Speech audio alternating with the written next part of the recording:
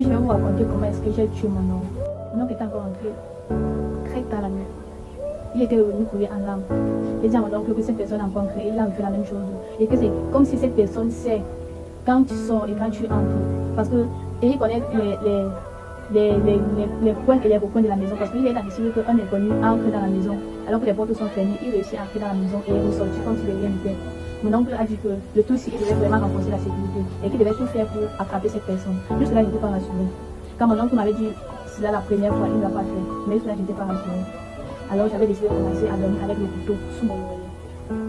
J'avais décidé de commencer à dormir avec le couteau. Chaque nuit, je dormais avec le couteau sous mon oreiller parce que je savais, je n'étais pas sûre, je savais que cette personne-là devait encore entrer dans la maison. Et je n'étais pas sûre que mon oncle devait réellement poursuivre les enquêtes comme il avait dit. Alors j'avais commencé à dormir avec le couteau sous mon oreille. Chaque nuit, je dormais avec le couteau jusqu'à ce qu'une nuit encore, il perd encore la route.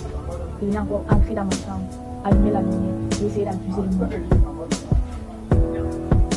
Il a essayé d'abuser de moi. Lorsqu'il voulait abuser de moi, j'ai essayé de me défendre comme d'habitude. J'ai essayé de me battre. Je ne pouvais pas. Alors j'avais réussi à mettre la main sur le rouleau, prendre le couteau. Donc j'ai pris le couteau. J'avais donné 3 coups de poignard à cette personne.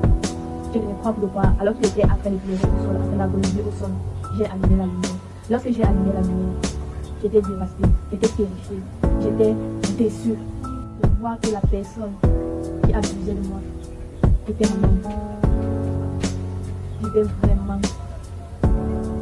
J'étais vraiment tremblante. Il pleurait. Il me suppliait d'appeler l'ambulance. Parce qu'il saignait de partout. Il me suppliait d'appeler l'ambulance. J'étais là depuis longtemps. Je le voyais là au sol. Je n'en croyais pas mes yeux.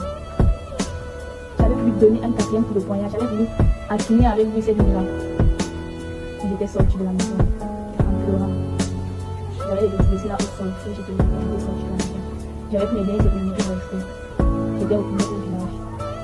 Une fois au village, j'étais en larmes. Ma mère me demandait pourquoi est-ce que je suis arrivée au village sans appeler. Je ne répondais pas, je pleurais.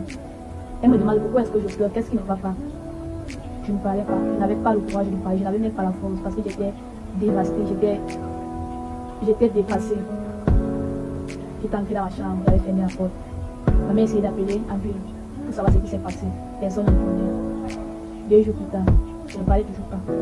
On avait vu la police qui était venue à la maison. Ils ont demandé à la matière qui me cherchait.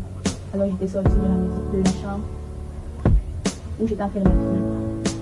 Arrivé, ils m'ont demandé si c'était moi, sa petite nièce, la petite nièce qui valait son nom. J'ai dit que c'était moi et que je suis celle qui a tué son nom.